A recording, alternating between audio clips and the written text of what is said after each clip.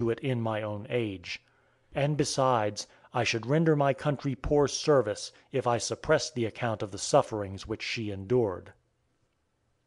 There was a certain woman named Mary that dwelt beyond Jordan, whose father was Eleazar, of the village of Bathazor, which signifies the house of hyssop. She was distinguished for her family and her wealth, and had fled with the rest of the multitude to Jerusalem, and was shut up there with them during the siege. The tyrants had robbed her of the rest of the property which she had brought with her into the city from Perea. And the remnants of her possessions and whatever food was to be seen the guards rushed in daily and snatched away from her.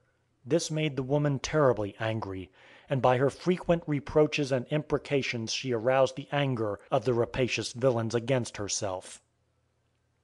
But no one either through anger or pity would slay her, and she grew weary of finding food for others to eat.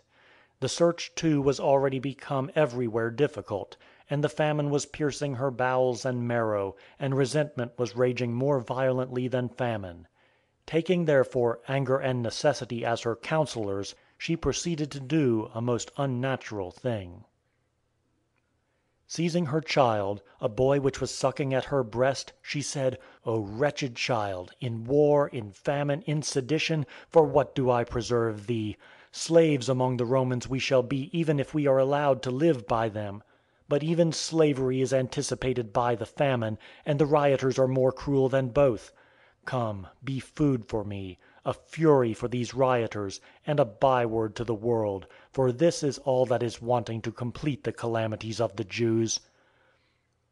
And when she had said this, she slew her son, and having roasted him, she ate one half herself, and covering up the remainder, she kept it. Very soon the rioters appeared on the scene, and smelling the nefarious odor, they threatened to slay her immediately unless she should show them what she had prepared. She replied that she had saved an excellent portion for them, and with that she uncovered the remains of the child.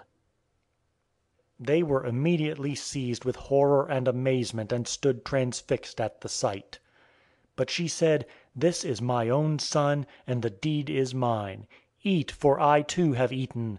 Be not more merciful than a woman, nor more compassionate than a mother.